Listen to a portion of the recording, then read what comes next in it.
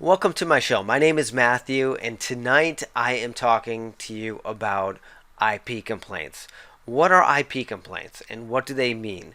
Well, when you try to sell on marketplaces such as Amazon.com or eBay, some brands do not want you to sell their products on those marketplaces. And this really does affect mostly online arbitrage sellers and retail arbitrage sellers. Those sellers are basically buying the product at another store, either online or a physical location like Walmart, and they find it cheaper and they're looking to resell a branded item on Amazon for a profit. Therefore, they're arbitraging the marketplace, finding it cheap one place, selling it higher on Amazon, FBA. Now, the issue arises when they try to sell brands that have a history of going after online sellers who are reselling their product.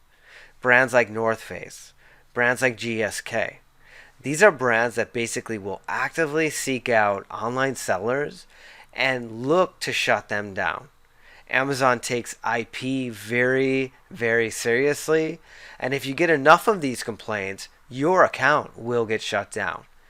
Now, we don't want to do that. Amazon is a great place to resell products or to sell wholesale or to sell some online arbitrage or retail arbitrage if you're not violating IP of a brand that doesn't want that type of activity on Amazon. Okay? It's a really great business and it's a long-term business. You don't want to enter Amazon or any other online marketplace as a short-term flipper, because essentially if you're acting in a short-term mindset and not a long-term mindset when trying to enter the online marketplaces, you're going to burn out fast. You're going to get shut down. There's a lot of different things that can happen where Amazon will mark your account. Let's take a look at my account health just for an example, and then we'll get into the core of this. See, my account health is basically clean. Zeros are good in this situation, and you can see some of the areas that you can have problems.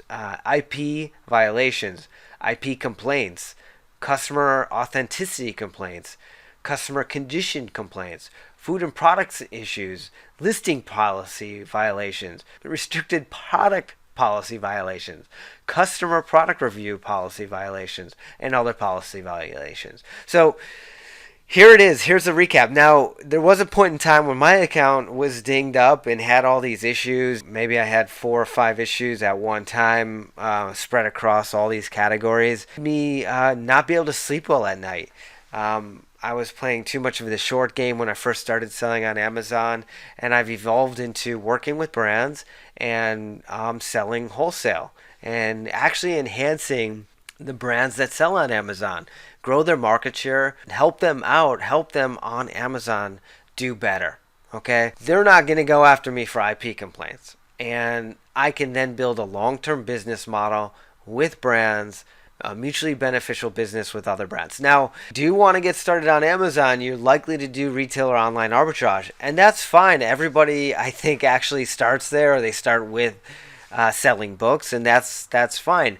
But again, you don't want to get these marks on your account, and these are some of the steps that are going to at least help you avoid intellectual property complaints. These are serious complaints.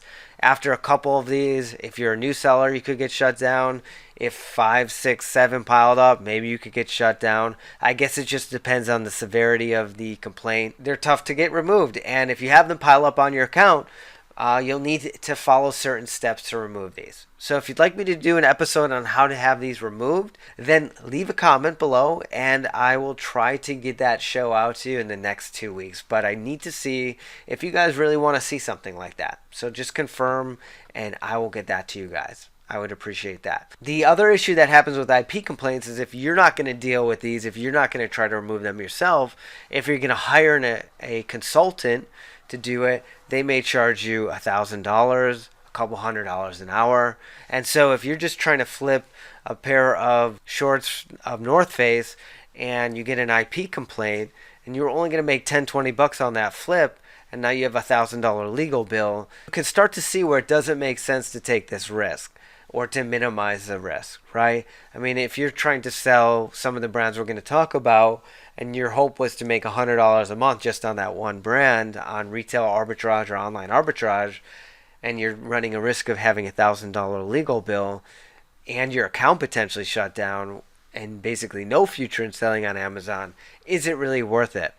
So what we're going to do right now is look at 3 ways that you can predetermine before you actually buy that item that this is a no-go. 3 ways that I do it, and you can do it too. So let's get into it. Our potential red flag, one of them could be one seller on the listing and it's the brand. And I have a link here, I'll put it in the description.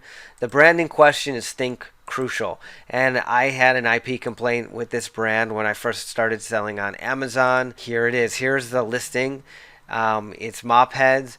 They sell them for $19.95 for a 4-pack. Now, I know you could probably buy these at homedepot.com for about $4 or $5. Now, don't try to flip these because this is a brand that will hit your account with an IP complaint. I know because it happened to me when I first started selling on Amazon. Let's take a look at the sellers on this. Now, this is the first thing.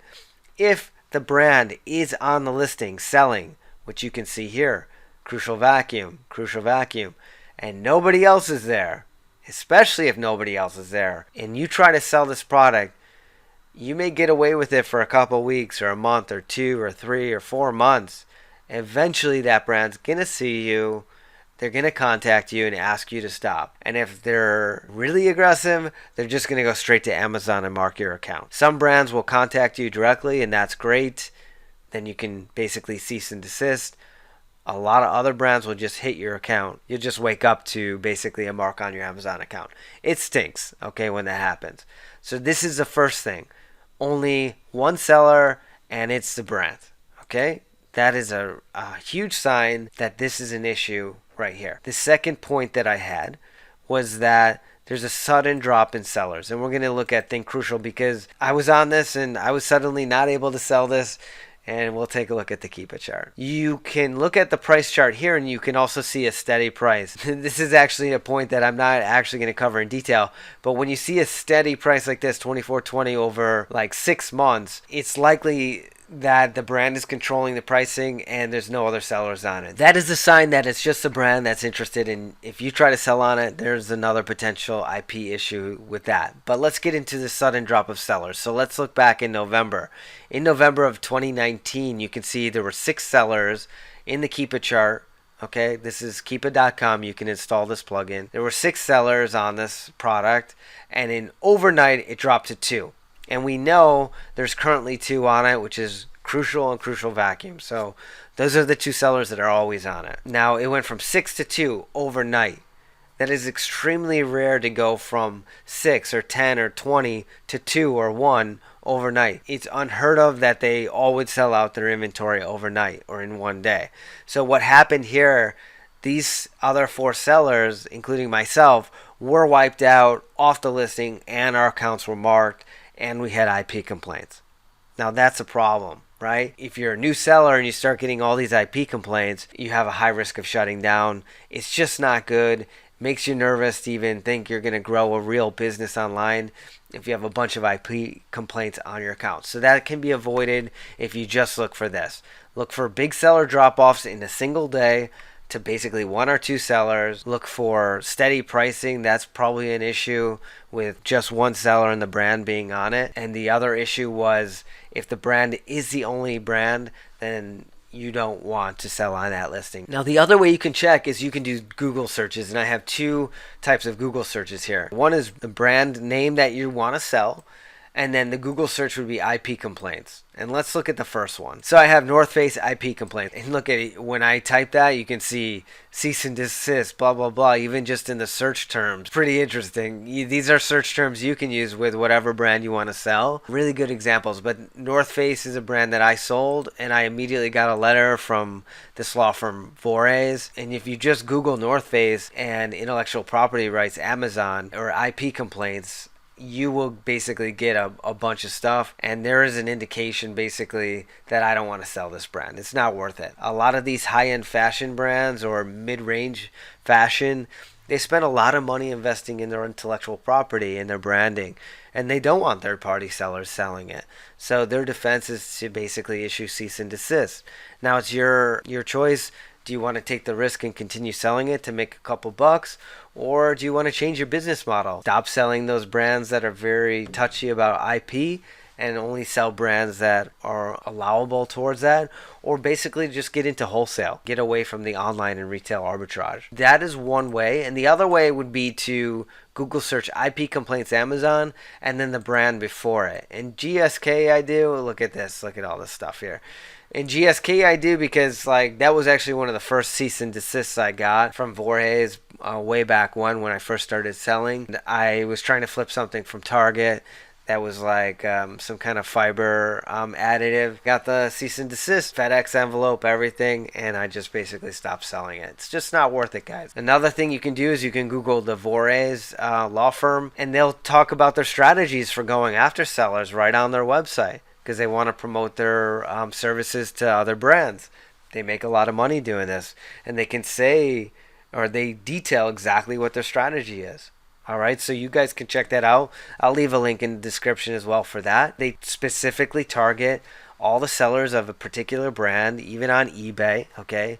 And they're going to go after you. Yeah, you can do retail arbitrage. You can do online arbitrage. These are ways for you to learn how to sell on Amazon. But a lot of people that do sell that way and who are not careful, they tend to get those IP complaints. Again, if you get too many marks on your account at Amazon, you will have some major problems. One of the other inherent problems of doing online arbitrage or retail arbitrage is you're dealing in small quantities. So as you can see, if you're doing all this Google searches and checking listings for drops in sellers and checking listings to see who's selling, that's a lot of work. And if you're only going to be flipping one or two products from a particular brand and make $10, $20 or $40 or what have you, it gets to a point where is it really worth your time to do retail or online arbitrage in order to basically grow your Amazon business? And now the question becomes, do you want to grow your Amazon business to be your full-time situation, or you want to grow a company, or do you want to just do it to make a couple $100 extra a week? You can do that, but slow it down and do this due diligence before you try to flip those brands. Now, again, if you want me to show you how to deal with these IP complaints, or if you want me to cover any of those other account health issues, I will be happy to do so. Leave a comment below of what you'd like me to cover. I'll check out all the comments, I'll respond to you, and I will try to get an episode out on that as soon as possible. I love doing these, love helping you guys out. Please subscribe to the channel, and I will see you guys next time. Have a wonderful day, and good luck selling.